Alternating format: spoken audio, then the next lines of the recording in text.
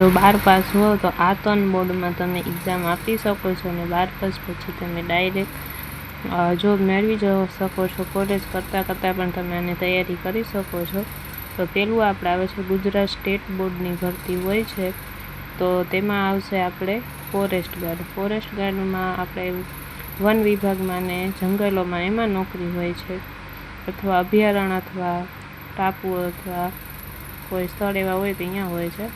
પછી છે junior assistant, જે તમારે ઓફિસ વર્કની જોબ હોય છે, જે તમારે ગવર્મેન્ટ કોઈ એવા દફતર કે હોય તો ત્યાં તમને જોબ મળી જાય છે. જીપી ગુજરાત પોલીસ, એના વિશે તમે જાણતા જ હશો.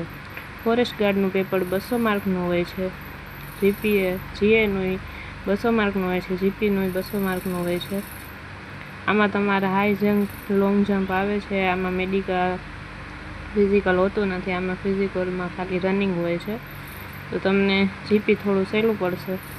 બાકી તો એક્ઝામ પેટર્ન આ બેની સેમ છે, 200 ગુણની જ.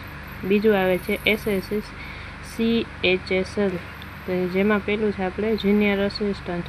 તો એમાં આવે છે ક્લાર્ક અને ડીઓ એટલે ડેટા એન્ટ્રી ઓપરેટર. આ બે જોબ આપણે ઓફિસ વર્ક જોબ છે, તમે જે શાંતિપૂર્ણ કરી શકો છો, જે 9 to 5 જોબ હોય છે, જેમાં તમને કાંઈ ડિસ્ટર્બન્સ હોતું નથી. અને આપણે બીજી છે GD army and force general duty, જે આર્મીને લગતી હોય છે, જેમાં તમે દેશ માટે સેવા માટે, જો તમે દેશ સેવા કરવા માંગતા હો, એમાં ઈચ્છુક હોવ તો તમે આ કરી શકો છો.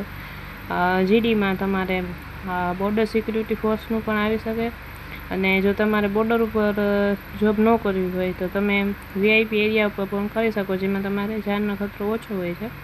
બોર્ડર સિક્યુરિટી ફોર્સ હોય છે તેમાં વધારે હોય છે, જોકે આ તમે કરી શકો છો.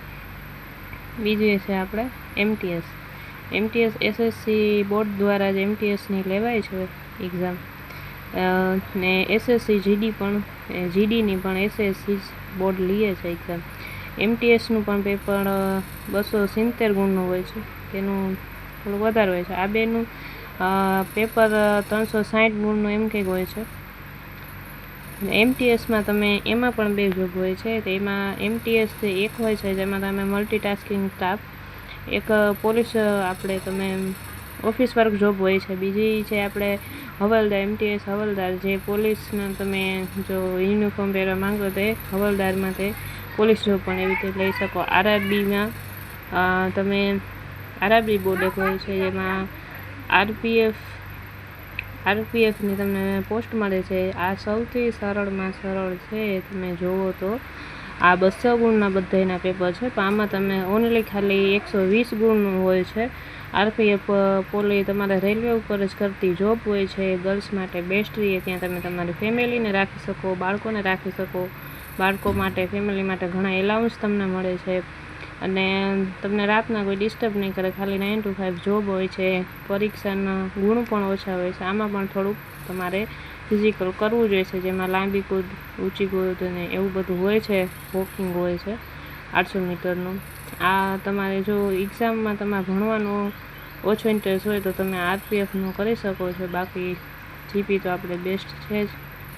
તો આ હતી આપણે 12 પાસ ઉપર એટલી જોબ, જેમાં વધારે પૂરતો આપણે પોલીસનું જો તમે વર્દી જ પહેરવા માંગતા હો તો તેને લગતા વધારે પૂરતા આપણે બધા લીધા છે. સાથે સાથે તમે ઓફિસ વર્કની જોબની પણ તૈયારી કરી શકો છો. બાકી વધારે પૂરતા આપણે વર્દીને લગતા જ આપણે પોસ્ટ બધી લીધી છે.